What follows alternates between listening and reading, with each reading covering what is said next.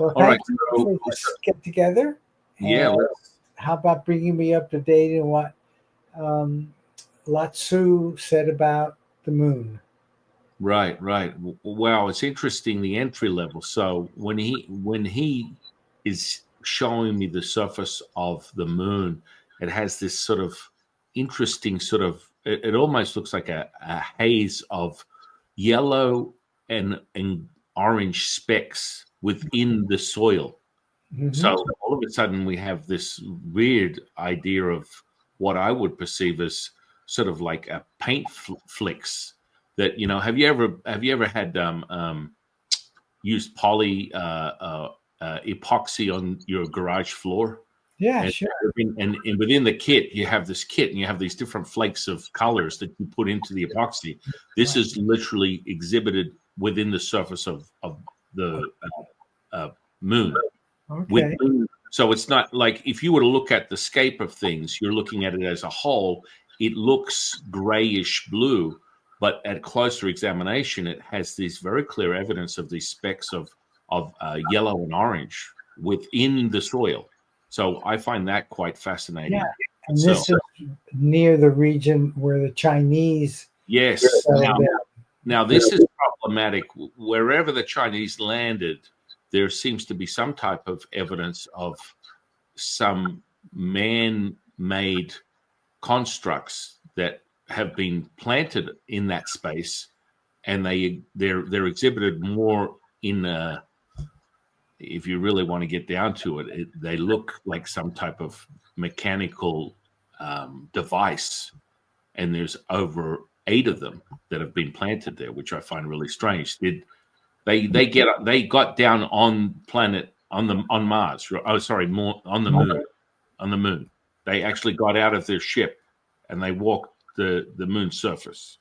And they built these 8 mechanical, whatever. Well, the devices look very closer to something that is that can be in some way detonated if necessary. Whoa. Find very, very, very interesting. Now, what lays claim to that, or how we can get a Google view of what they've put down there, would be quite interesting, because I don't understand the need to have some type of control within that surface.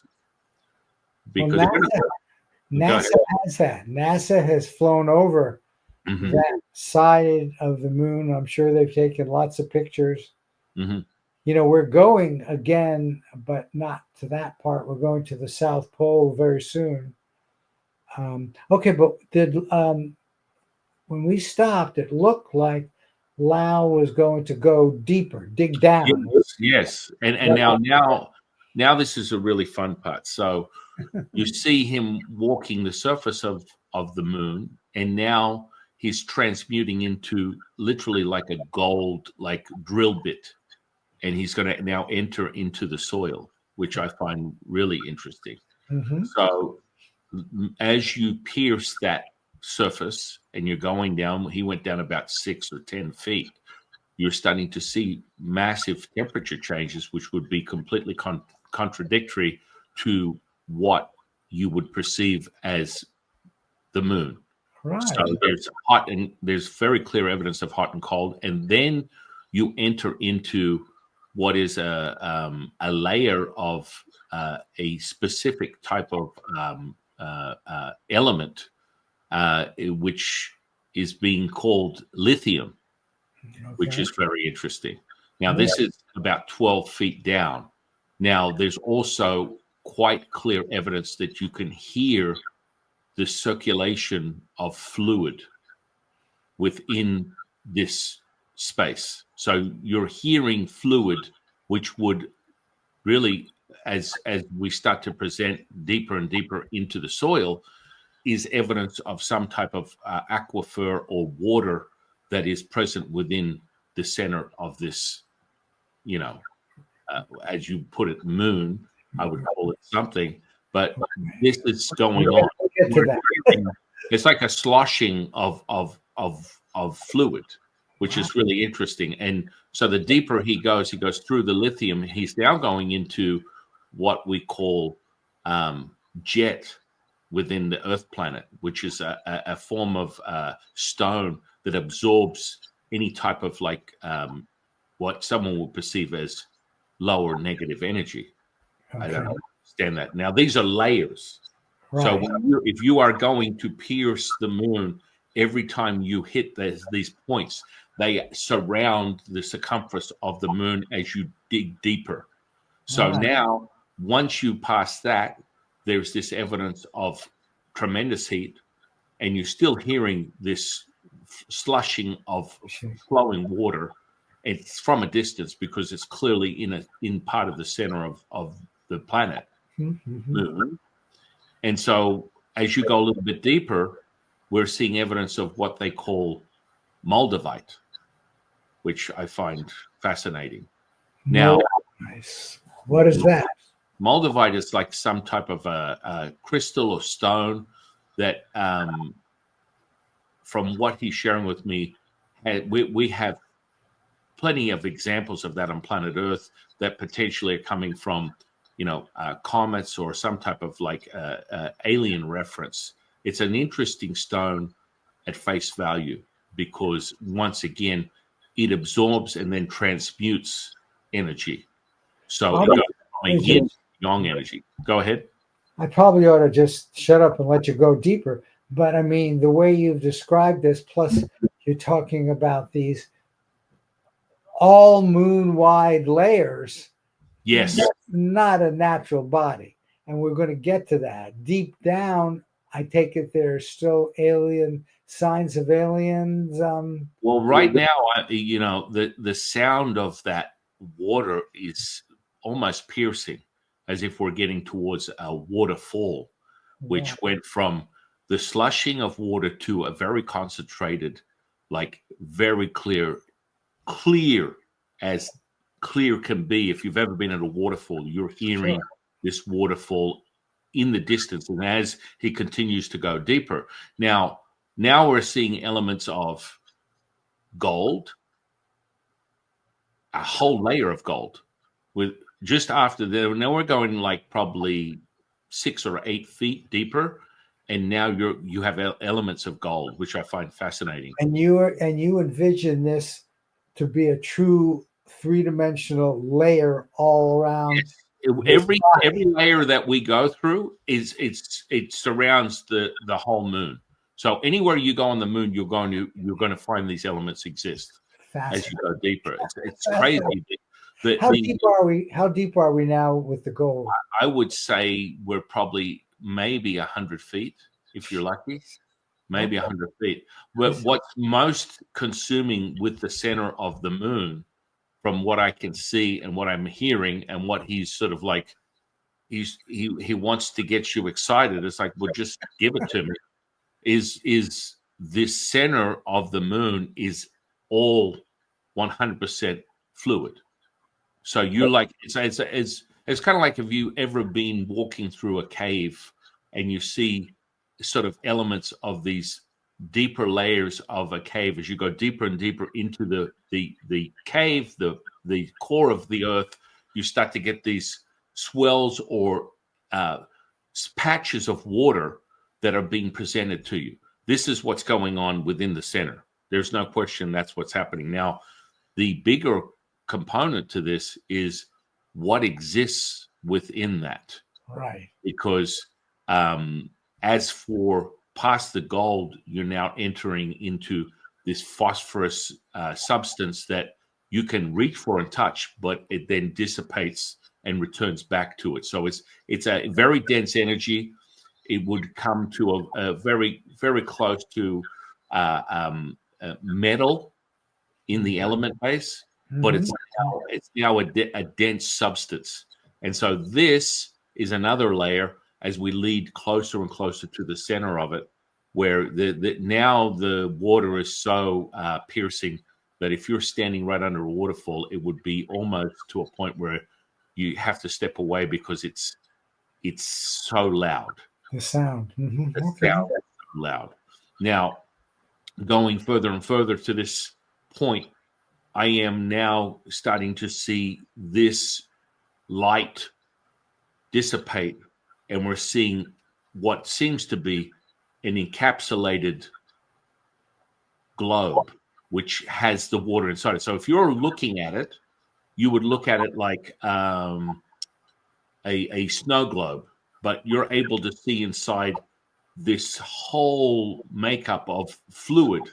And now I understand that, but like, what's the separation between this? It doesn't look to seem to be made out of glass. It is something that is more an element that is transparent, that could consist of several components, primarily a different grade of metal. So now we're looking at something that is transparent, that could be crystallized as you can see through it. And what I can see is there's 1, 2, 3, 4 mercury, and there's lead, and also evidence of silver within this substance of what is encapsulating the fluid that I can see past, as if looking through a window. Now that's crazy. I don't make any sense. I'm not supposed to make any sense of No, that. you're just describing it. Wow. And so now we have the ability to pass through that, and now we are literally, imagine the deepest depths of the ocean. You are there, only there's no evidence of shadowing. It's very clear. It's almost like a what's that stone? Topaz? What is that stuff, that really aqua blue color? Yeah, topaz is, I think. Yeah, topaz. Okay. So the water is this color, and you can actually put your hands into the water, see your hands as clear as anything, but it expresses this color through everywhere. It's fascinating. And so there's no layers of depth. You're just seeing endless amounts of this water that is that electric blue color. Is it flowing? Where's the sound coming from? Right. Well, this is an interesting component, because if we want to go deeper, because we always want to go to the center, right? We always want to go to the center. Now it's like, okay, if you were to be able to pierce the veil of the surface of the moon, and we go through these specific layers, and we get to this encapsulated aqua fur, I wouldn't even call it that. It's like a circular, like encapsulated space that has this topaz watercolor. Now, where is that rain? Where is that waterfall coming from? Because it's super strong now. Now, like if I was to sit here and attempt to talk to you under this clear evidence of this noise of rain, of water pouring into what would be sort of like some type of like lake or lagoon or something of that nature, because it is flowing and then dissipating. So as it hits the surface of the next cup of water, which would be a lake or a lagoon, you are hearing this dissipation of the hard water flowing into a still lake that is no longer still. Now it's like this connection between the two. It's like this really powerful connection, and it dissipates out. So now we have this topaz sort of colored water, and now we're looking for, where is this coming from? Right. We need to find this. Now, there seems to be, at a distance, the deeper we go in there, what looks like copper-shaped domes, and there would seem to be, if let me see, half a dozen to a dozen. Like if I had to have a number, he's giving it 12. There are 12 of these copper-shaped domes, and within them, as you get closer, is some form of life that within it, it's like its own little capsule. And so when you get closer to it, there's this window that is so you can see in and out of, and the evidence of life force is some type of alien being that is phosphorus in white color.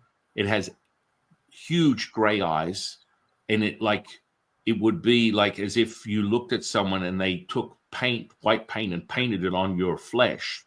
This is the color of this being, and the face is almost body. His eyes are big, but yeah. It's in this encapsulate. It's like a capsule, and so it can see out. Right. Now, it has a face that looks almost like a fish or something of that nature. You see pictures of what they call the gray. It's not the gray. This is something else. This is another entity, another being, another alien, which is it looks like if I had to describe it, if you've ever seen a creature from the Black Lagoon, that type of character. Okay. And it's wild. And so you have this circular capsule with this alien in it, and there's 12 of them that seem to be floating from a distance. They're not anchored or secured to any particular point. And so, I mean, they're moving.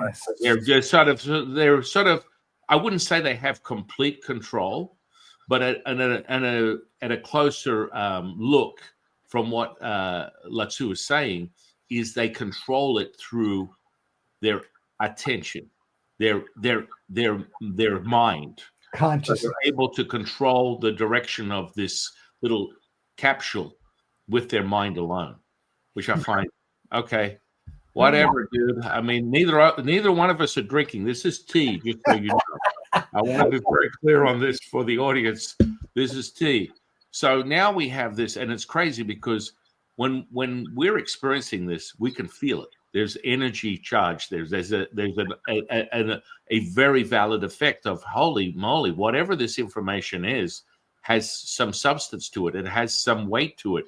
There's evidence that there's something going on here, and it's fascinating because I wouldn't come up with these destinations. I'm so glad you have the desire to look deeper into these spots because it's wild to me. Now, if we go to the center of that noise, because it's still not apparent, it's not where these there is this center point that looks like a diamond. Okay, now wait, between where you are, which might be a few hundred feet down where those copper things are, is a few hundred feet about right? Yeah. Okay. Yeah. So, I mean, the center is a lot further. So, is it all that water? This aqua, this water, this topaz water, but in a distance, and it can't be measured by a distance. You can see a center point that looks like a diamond. Now, as we get closer to that, and this is wild, as we get closer to that, there's another encapsulated orb that keeps it's like spitting out these sparks of phosphorus white light, as if you're looking at it like a you get a sparkler when you're having 4th of July. Yeah. These are being emitted from this orb. It's crazy. At the center. Now, in the center. And as you get closer, that sound is now it's very clear to you. It's coming from this orb. Now I find this. I mean, my goodness, maybe I need to start drinking. I don't know. It would not be something that I would be even curious about. I love the fact that I have a friend like you that wants to know more about this stuff. I mean, this fits, of course, well, not so much the hollow moon, but that the moon is an artificial alien body. I mean, this is not a natural body that you're describing here. Yeah. Interestingly enough, I mean, to dig down tens of feet with the spacecraft and adjacent stuff we're doing shouldn't be too difficult. Now, if the Chinese or the Americans discover that, it's going to blow their mind. And they're going to want to make contact with those beings those beings are not on the surface. Well, No. do they ever come to the surface? It's like a teleportation. Right. So they Okay. can teleport from that aquifer, that alternative like wonderland of just water everywhere, what we call water, and it's this topaz color. So they were able to teleport from that to outside of the moon. They can walk the moon, they can exit the moon and transfer. So they can get onto the surface. Yes, but And without piercing any of these layers. no, I understand teleportation. Yeah. Um, I know. Have they done that with the Chinese? Do you know? Have the Chinese contacted them? They have not. They have not. There's a big apprehension. They're fully aware of the devices that the Chinese have planted on the surface of the moon, and so they're not. That they're very clear and will not allow any sort of tampering within their homeostasis, their space, because it could be pretty dramatic if someone is able to create something that is a device that could possibly detonate, which I think is strange. I would look closer into the fundamentals of that and how a device that could detonate is possible within the surface of the moon under the circumstances, because things change, as does the gravitational pull, or no evidence of that, depending upon what is being transmitted from. And so this makes sense to me when we talk about the moon from the element of yin, even though you're very clear it's artificially created. And I've had many friends of mine that have had a similar belief system where they're like, this is an artificial creation of some other, life force. Civilization. But there's a high element of yin, which is exhibited from going deeper into the core of it. And there's like this literally, I mean, if someone had to describe it, they would talk about, this underwater, civilization. Well, it's some type of life form that is operating. And as we get closer to what seems to be the center, is this weird sort of transmission that's coming out of another orb that is made of the same substance as the one that's encapsulating the water that's just sort of slushing away there. But now when you hit that, when you go into the center of what I just described with the sparks flying from the orb, which is sort of like penetrating, or what would seem by the eye as penetrating. Okay. Effect. You there? Yeah. Can you hear me? Anyway, so that effect, as you go into that, now you have like what would be the underworld. So now we have a space that you can is dry for you to actually walk on the ground, that looks jungle in it looks like this very lush jungle that has it's wild to me. So now we have this ability to go from complete water to now in this orb that was emitting all these sparks, you have ground, you have dirt, you have jungle, you have life that is not like submerged in water. The same kind of entities or different kinds? Now I don't see, there's no evidence of entities, but now that waterfall is almost in front of you, right? And now it's like all that noise. It's like that separation. So what it would look like, if I had to describe it, almost like imagine you rewind back to the good old days where maybe there were dinosaurs walking the earth, and you have this lush environment where the environment is made up of all these different evidence of energy flows, that they're all different types of creatures. And so now we have this, it's like I would describe it as an oasis It's almost. I mean, I can't. Jungle and an oasis, sort of a combination. Yeah, and so now we have this orb that has evidence of a a surface that is equivalent to what you would call a planet that you can now walk within. And so, for as far as the eye can see after entering through that veil, you have dry ground, you have evidence of this waterfall that we've been listening to the whole time, and it looks like a paradise, which is fascinating to me. Crazy. Of course. I mean, I think I need to start drinking, Marty. Yeah, that is really strange. Okay, got this. Two things I want to get to, that and then also what's on the damn surface. But first, how big, what percentage of, we'll still call it the moon, percentage of the moon is this scintillating ball at the center? So if we start doing mathematics, and Lao Tzu's given me like a measurements, you have the surface, you penetrate it, you go through those layers, you hit this orb of aquifer or equivalent, whatever.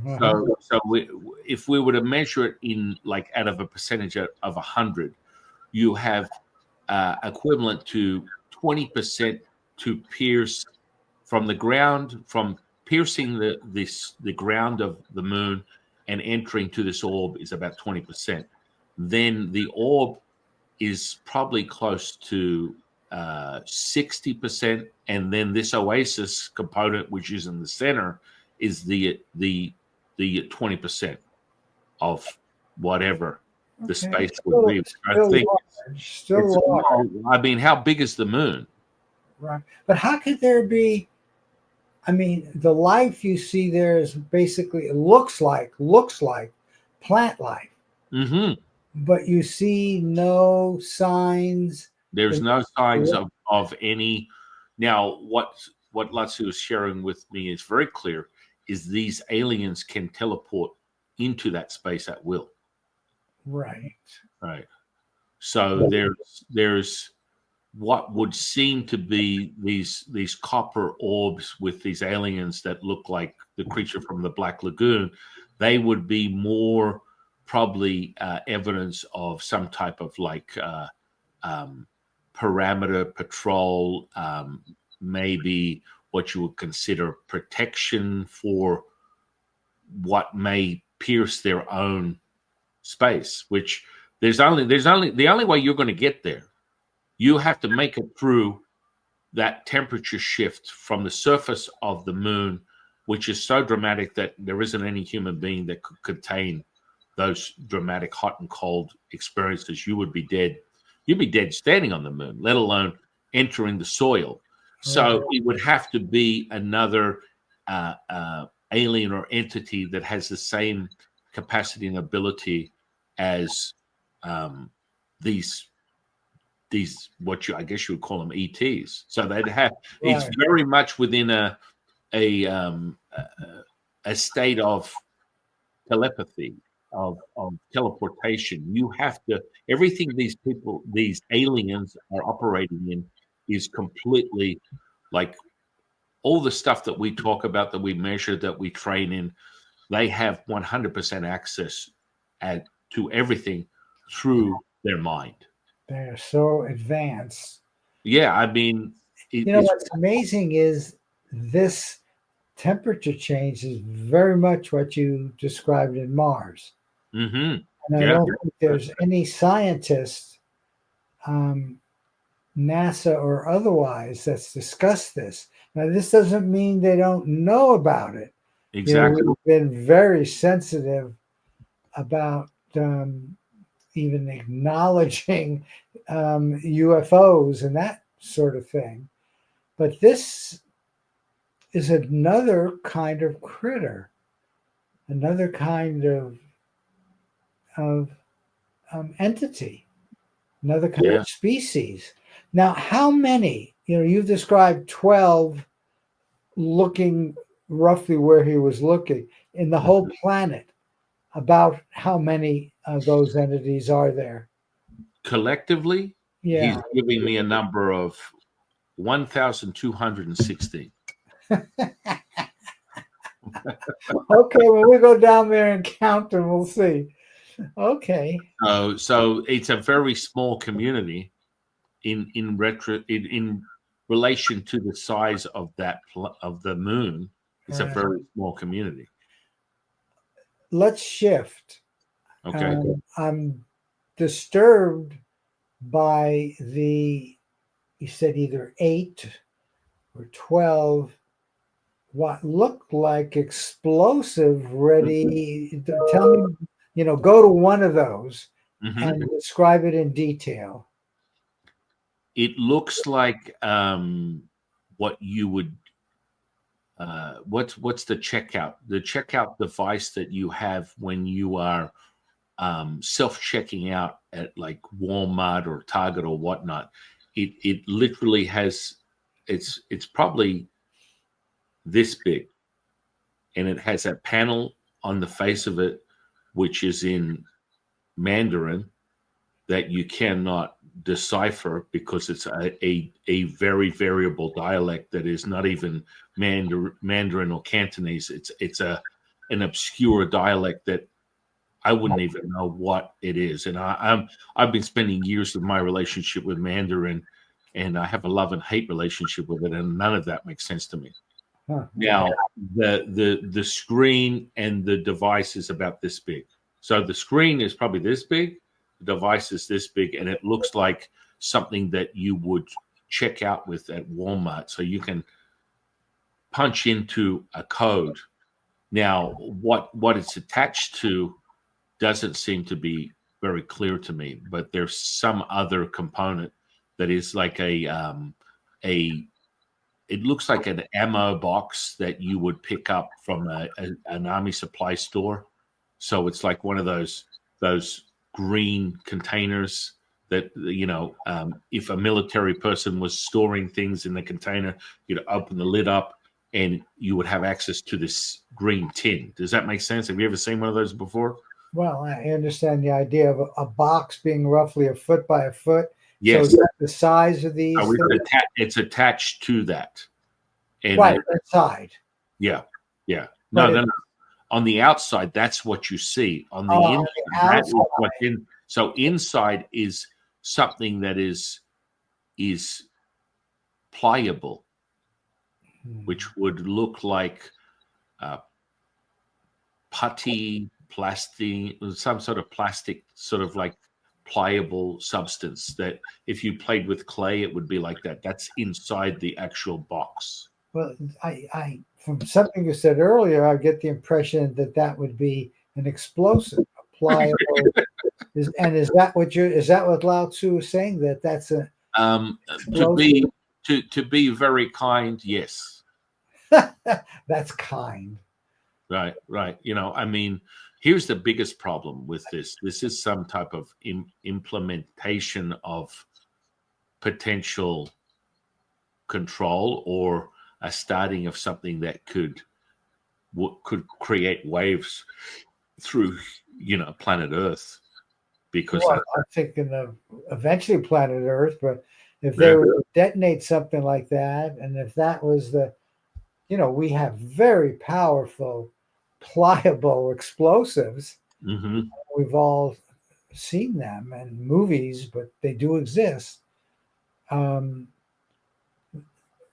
That's a threat to people, because that could, especially if they send them all off at once, penetrate this first layer. Yes. If it gets into the fluid layer, who knows what would happen. Well, and that's part of the observation of these specific life force. They will not allow that. But it's there. It's there. It hasn't moved, but they will not allow that to take place. No. Which feels a little relief, but still the ill intent is never a good thing. Right. It's a little bit like we won't allow Russia to get a nuclear weapon, but they're trying. Yes. I would be pissed if I were those ETs. I mean, I'd be really pissed that the Chinese would do that. Well, it's kind of like observing a child playing with a couple of toys. That Well, you can still change the direction, and because they're so advanced, it becomes benign due to the fact that they already know the outcome, even though the ill intent of what seems to be a human-based being the Chinese, right. they've got no play on someone that can literally operate everything through their mind.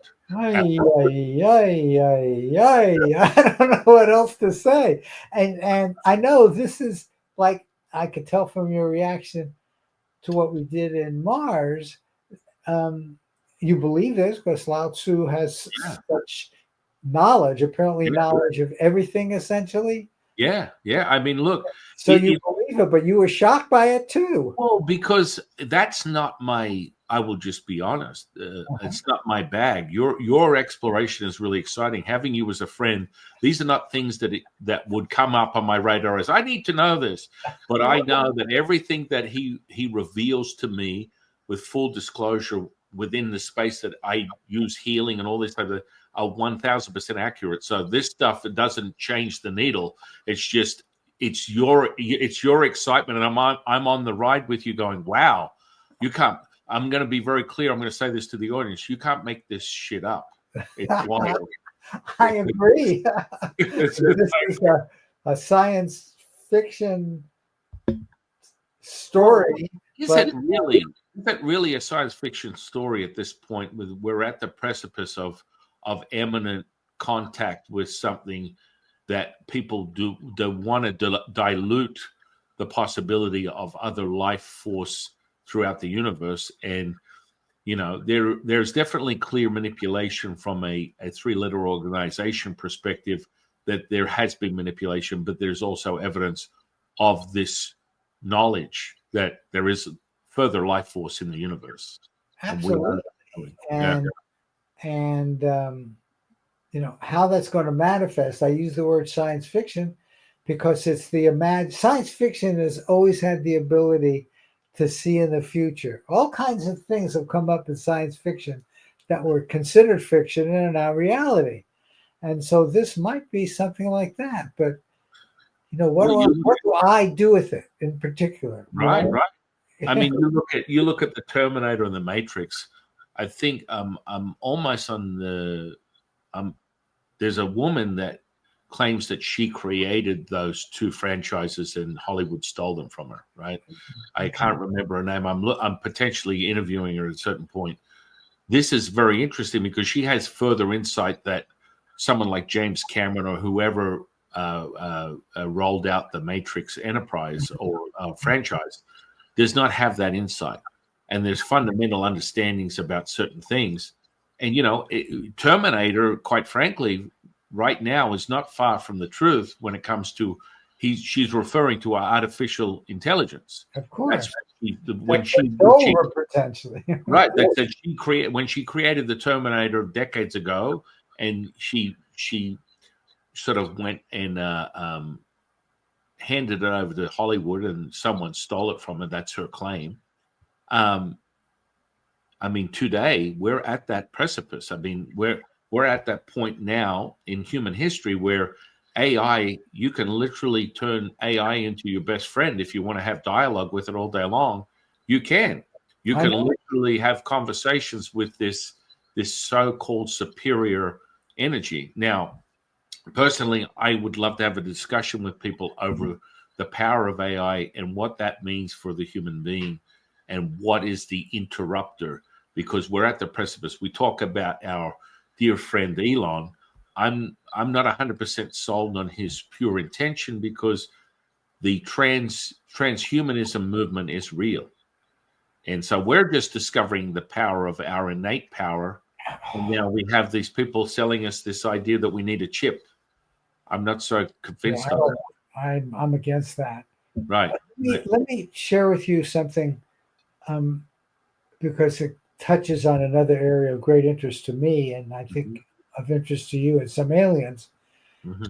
Someone, it might have been Stephen Schwartz, but I'm not sure, has said the old definitions of what's human, and you gave one that I can converse with it, and I couldn't tell if it was a human or not. Mm-hmm. He came up with the extension. To be truly human, you have to have psychic abilities. You have to have precognitive abilities.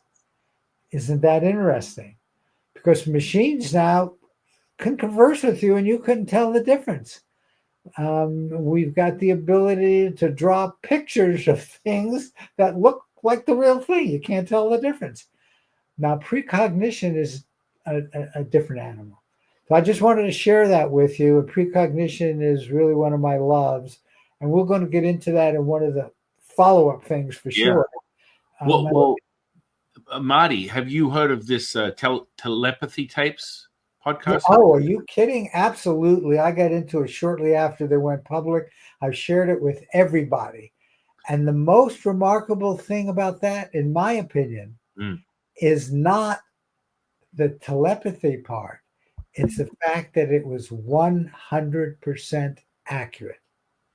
Nothing else in the psychic area is 100% accurate. And yet these autistic, nonverbal kids, 100% accurate. And it's funny because a friend of mine, Jeff Tarrant, who's a neuroscientist, he's actually part of that contribution within the telepathy tapes, and he's the one testing a lot of these autistic children. And he's like, I can't believe it, Sam. It's like, with precognition, traditionally you get four questions. There's a 25% chance you're going to get there, right? You could like pull it out of your ass, and if you don't have any of these abilities, the probability is there's a 25% chance you could get it. Right. Now, what he finds phenomenon and mind-blowing to him is he gets these children and he'll literally give them random and request an answer 400 times in a row, and 400 times they get it right 100% of I know. I mean, I read all the tapes. Right. That was the part of it that blew my mind, because nothing is 100%. I work with precognition. Two choices. So random would be 50%. Right. We occasionally would get much higher. Right now I'm leveling off at 65%. But I mean, that the odds against that for doing that for 100 cases is ridiculous, but it's not 100%. And telepathy at 100%. And I'm just wondering what they're going to do with that, if anything. Okay, I just wanted to share that with you based on what you were talking about. Yeah. I have one other area, and it's natural from what we've talked about. Mm-hmm. I think the entities, species on Mars that formed that are probably different than the species on the moon. Mm-hmm. So I never asked that. Is that true? Oh, absolutely. Not even the same. Okay. Not even the same. But because, I mean, from what I can recall, which I don't really attempt to recall information that comes through me from Lao Tzu, but let's just say I attempt to recall. I can remember that there were entities that were creating some type of like functional ritual space to merge these elements on that planet so it would replicate Earth. Something to that nature. I can't remember. You probably remember more than I do. This is not anything like that. Exactly. No. Okay. Well, let me ask you this. There are reports in the U.S. of so many different kinds of, I don't know, aliens, ETs, species. Mm-hmm. Do you have a sense? Well, plus, in particular, I'm interested in the reptilians. As far as I can tell, the reptilians are the oldest ones to get to Earth. A lot of people are saying that. Now, ask Lao Tzu, is that true? Are the reptilians the oldest ETs to visit Earth? No. Okay. no, no. There was the evidence of ETs, and the oldest evidence of ETs visiting planet Earth were completely 100% ether.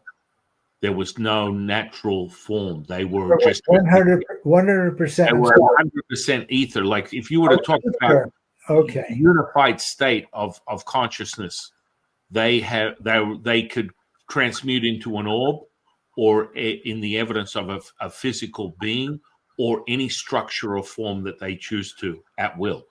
They're pure consciousness. Yes, 100%. There was not the reptilians were not the first ETs to interact with planet Earth. No. In the sense of physical bodies. Well, this was an alien that could transmute into any form, tangible or intangible, at will. Did it come from the human? It could be human. It could be a rock. It could be a house. It could be anything at will, and they are still presently operating on planet Earth, and they have never left. Are they from the future? Are there ET species from the future that are on planet Earth right now? Yeah. There seems to be 3 variables from what he's sharing with me that are present. 3 different species.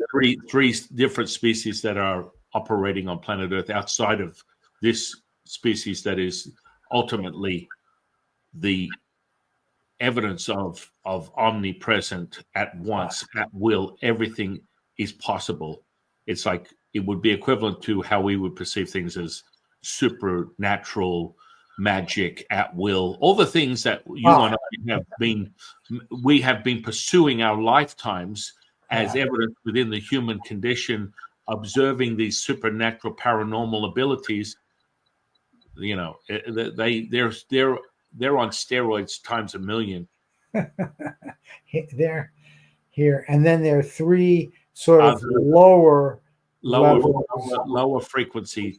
The 2 of them can still transmute into variable forms.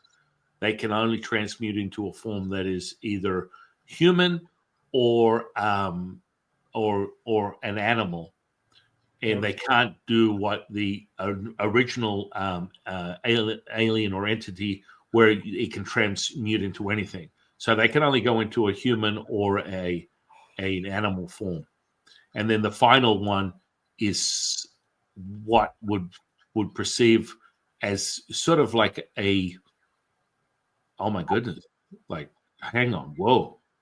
It's the evidence of that would come in the form of someone that would, in societal terms, would be absent of certain faculties that would consider themselves polarizing in a mental emotional state.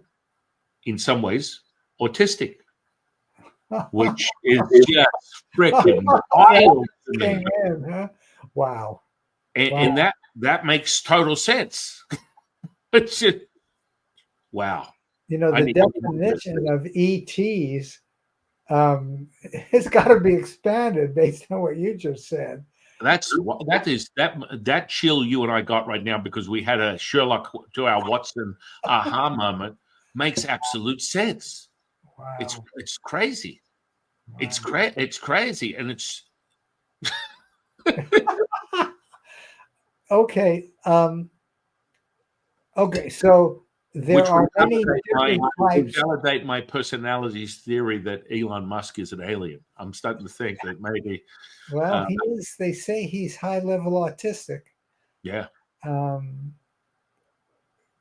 you know, what do you mean by alien now? He had human parents. Right. It's well, that's the transmuted state that these particular entities form into, the human form, and then they have these abilities because the transfer is strange. It's a weird transfer where they can't completely, or they don't need to completely form a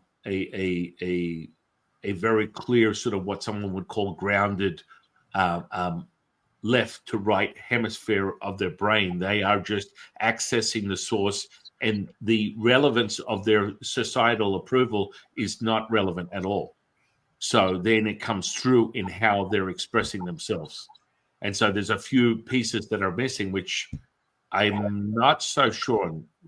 It has something to do with their inability to completely transmute, so they blend, they stand out, and their superpowers become more and more evident. A hybrid like. Yes. So Yes. Elon is a hybrid, but he Well, doesn't know it. You look at all this stuff, it makes absolute sense. I mean, I'm having an aha moment like nobody's business. Does it make sense? Makes 1000%. And of course, he would never know. No, he's not aware. You're probably a hybrid. You're pretty unusual. Yeah. I mean, there's variables, and I'm not closed off to exploring these type of facets of the true nature of my reality through awakening the awareness, and that's part of it. It's like you can operate in a conscious and unconscious process. We all do. Absolutely. Let's awaken it through a mastery, and so it doesn't surprise me at all, and it's more and more clear how these things are taking place and how they show themselves. We certainly go to interesting places, Hassan.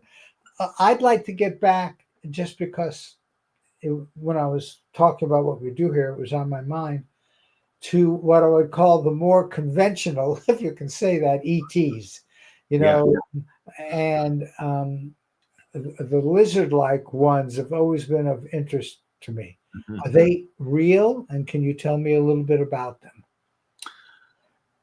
They're real in the finite mind. Yeah. So basically what happens is this particular energy that has formed itself can present through the axis of the mind from the left side of the brain. It will start to feed. There's an entity that is feeding from the more and more you see the exhibit of this energy within your mind or your desire to find it. So I'm not so much of a fan of this energy because it's starting to show itself as something that could be ominous because it starts to commandeer, and furthermore, the secret source to this energy that accesses this state is very much the hypnotic trance. And so it can commandeer all levels of your awareness as a human being and start to override your unified state by using these techniques. Okay, so it's on the edge of being dangerous. How about a healthy one? Are the there's so many different. They talk about. I had a list of them which I lost, but the any other one? Give me an example of what you consider to be a positive entity. Oh, for the reptilian? Not the reptilian. The opposite. Positive. A positive ET. Oh, right. Okay, so for example, the ones that are occupying what was the last planet? Mars that we were on, right? It was Mars. They are very much almost parallel to the nature and the ability to have access to the sentience and the empathy that would be the very enriched state of the human being. So that is a very positive energy, which you would consider positive. Now, I from a Taoist perspective, where that's kind of like in the weeds for us. We look at things as yin and yang. So even the reptilian energy does not have to be ominous. It just feeds from these facets of inquiry within the intellect. And that's how it seeps into commandeering your control panel in your mind. And so then it would start transmuting your intuitive state also. So then you start getting these very interesting viewpoints. Now, how do you commandeer or decipher or dissolve someone taking control of the intuitive state? This comes from first awareness, and 99% of 9999% of people are not aware. That's why they become the host for these type of energies. Mhm. And so when you become the host, you will literally be the buffet until otherwise noted. And this all comes back to your ability to realize that the only substance or the only power that these entities have over you is if you enter into fear. Fear is a very huge component, Well, and it's that emotional. that makes so much sense, of course. Right, right. What about the Greys? What do you have to say about them? The Greys are walking a very neutral path, which there's no verbal communication, but they act.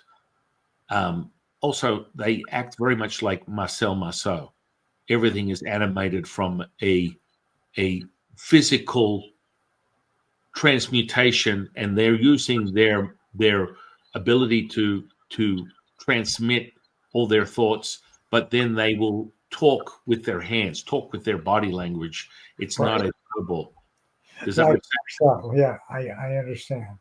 And so their intention is not in any way ominous or in what you would perceive as negative. They are present to unify whatever community that they have, and then basically mimic the oasis that is planet Earth, and continue to bring parts of that back to their own planet, so that it's almost like taking a seed and you go, oh, I want to grow this. Oh, I've got an avocado seed. Let me put it in the ground, and now I'm going to grow an avocado tree. That's what they're doing, operating between their own planet and planet Earth. They're taking hits, but they're not in any way looking to eradicate or annihilate or destroy humanity. They're very neutral.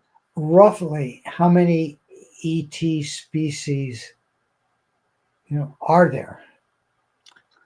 Asking Lao Tzu, Yeah, species-wise, 2,861. that was the same number. What did I ask before? Did I ask that question before? No, I don't think you did. Okay, are these okay? And some of them are more intelligent than us, more advanced than us. Have they formed, as some remote viewers have said, a command, a group, and an organization, and so they're looking out for um, Earth and other places? Is there such an organization? Some type of like confederation or something like Yeah, that. yeah. In Where fact, that's what I think it's called. they're And I'm creating, asking Lao Tzu, right? yeah, they're creating some type of like unity where they're protecting or optimizing planet Earth and their planets for the higher good. So they're nurturing the potential of the human condition, which results in the human being being able to sense and realize this sentience, and then furthermore blossom the empathy, which is the superpower of any sort of human being, is being able to truly merge with that. That's part of humanity. So, is there a confederate or some type of like a unity of some of these entities or spirits, or what you would call ETs? Right. Are they coming together to protect the betterment of the universe or the well-being of the universe? There seems to be 9 of these planets or aliens that are making their conscious commitment to neutralizing and regulating universe, so that there isn't sort of self-destruction, which personally I don't you know, that's not my thing as a Taoist. There, you know, it will always end up on top because that's how we look at reality. But hey, when you invest in some of that stuff, that fear will be the currency. That's the commodity. That's what everything that is low frequential states will feed from that, which furthermore resides back to the good old fashioned Bob Monroe loosh energy, and it's there. It's real. All of it is. Yeah, You know, it's, I've experienced it at the Monroe Institute. oh wow! I was there. I Wow. taught there. I taught there with Skip Atwater and a couple of others for several years. Wow. What's so interesting about this right now is there's been talk about disclosure, whatever that means, another level of disclosure. And it seems like Elon Musk is sending a spacecraft out to go to the south side of the moon. And I don't know how deeply they're going to dig. I don't know if they're planning on digging at all. But if they get down to this cold and hot space, which is just 10, 20 feet down, that shows this is artificial. And that would be a rather major find, because that's very controversial. The hollow moon idea, you've read about that one? No. But I'm having an epiphany right now, because you're saying that, and then we just experienced the finding that Lao Tzu gave us, and it makes absolute sense. Right. Like, I mean, you can't make this shit up. It's like I tend to not get committed to things, because when the information comes in, it is at face value. This way, it can be as pure a source as possible without being tainted by my subjective view of reality, as it could. Does Lao Tzu see this disclosure coming in this fashion? No, not in the imminent future. No. Okay. There's probably going to be a significant time and time for that to take place, which won't happen for at least another, what he's showing me, 50 or 60 years. Okay. So someone is going to have the ability to share that, right? Which I think is, if we want to go down the route of having a commune with Lao Tzu and potentially expediting that time frame, we can do that. That's what magic is for. So if we want to go down that route, that is completely possible, because but at face value, if we're not interrupting the flow of they call it disclosure, it's going to be about 50 or 60 years. Which, Okay. There's certainly been evidence. Mm-hmm. Let me see. I wrote which Apollo it was.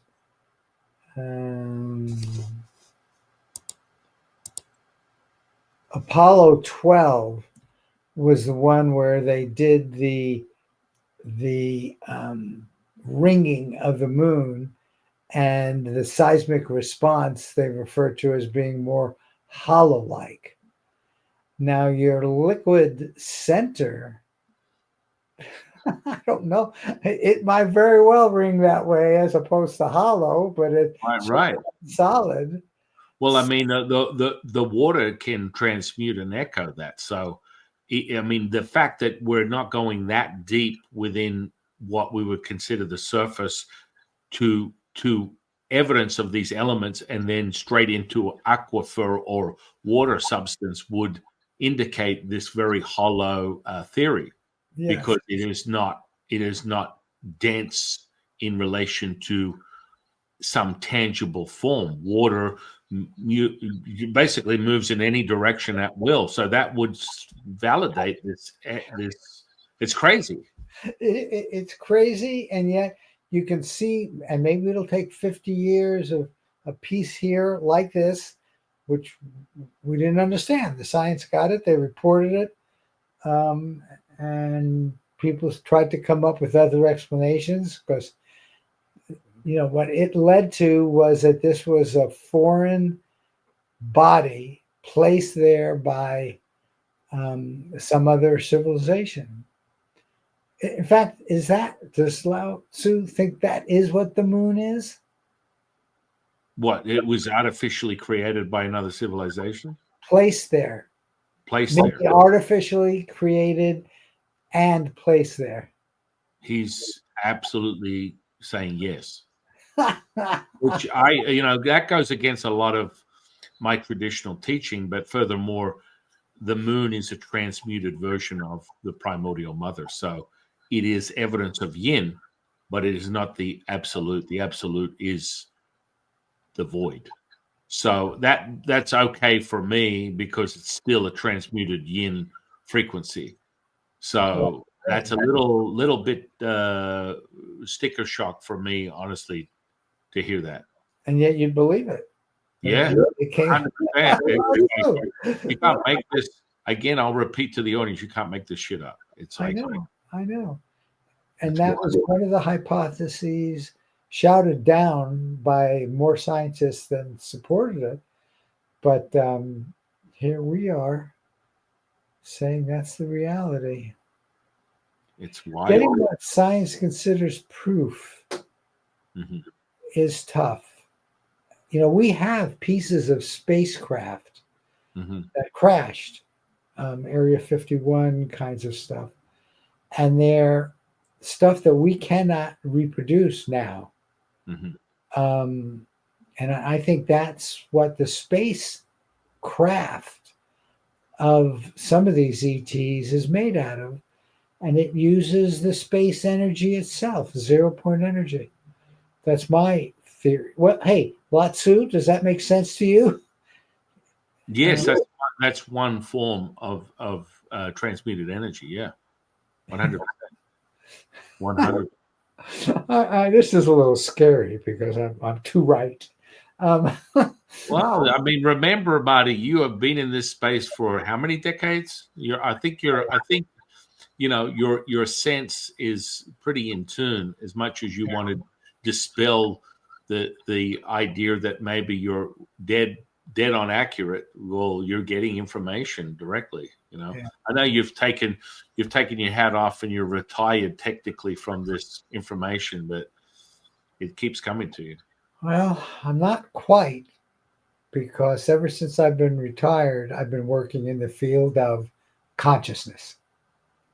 That's what I call it, with a focus on precognition and retrocausality, which is sort of the other side of recognition, where the future can affect the past. You can't have precognition without retrocausality. Precognition, you're getting information about the future, but where did it come from? The future shared that with the past. So, and you have shared kind of the ultimate of that, where there are whole civilizations that are so much more advanced than us. That's what they do. They're pure consciousness, and yet they're alive, right? They have free will.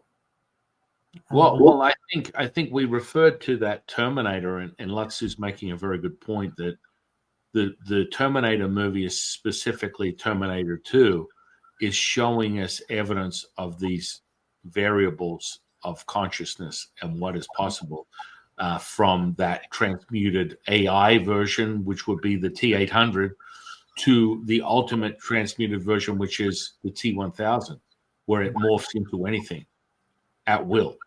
And I mean, that's not just throwaway Hollywood nonsense. It's absolutely how these energies work and how these life force and aliens are transmuting with their ability to teleport into anything. It's crazy. Wow. And they're using it in a way that serves their interests but at least most of them being guided by our ultimate would also be serving um, humankind. Yeah. Yeah. But it's both. I mean, God, you mentioned a layer of gold, and I remember way back when I read that that was one of the reasons one of the ETs came here because we had lots of gold, and they needed gold in their civilization. Does that resonate with Oh yeah. Yeah. yeah. 100%. 100%. But And these are these elements that people use. It's like the infinity gauntlet. They're acquiring their gems that give this ability to access the ultimate, and these elements are all relevant throughout the universe, and you'll see different variables of what, whether they're trace or in abundance from planet to planet.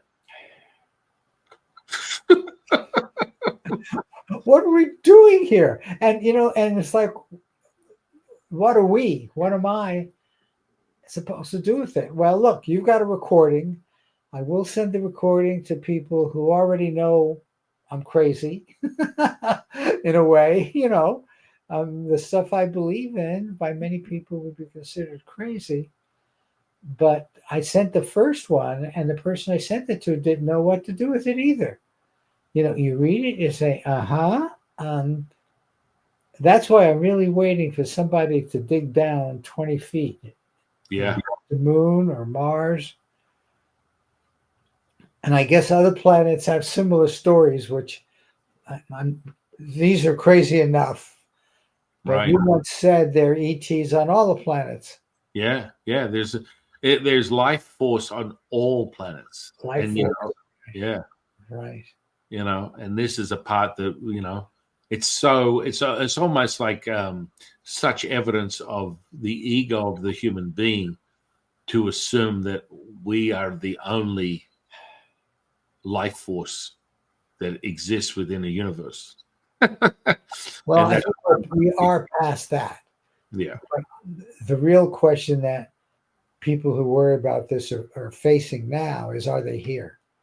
Are there human looking ETs that they know they're ETs, but they've chosen to take human form and interact with us, hopefully for good reasons. yeah. I mean, there's nothing nefarious at all, which Right. is I mean, this is just part of that polarizing effect. When you see the nonsense on the news or you see the world stage in conflict, Right. this is just evidence of how limited human beings are, and they don't look further than their nose, and that shows it in their interaction with each other because they're so removed from their ability to emote, to feel, to connect, and this is all part of that condition, the human condition. Right. And they have so much fear. Well, you have to be able to shift and change and expand rather than continually contract and think that that's going to achieve Right. anything that will mimic a betterment or well-being of humanity. You are going to continue to be in deficit. You're going to be inverted, and that will show itself. So, from a yin perspective, it's the absorption of all light. And so, if you dig deep enough within that yin energy, it can show itself as something that is negative if Yep. that you're looking through that lens. Yin and yang.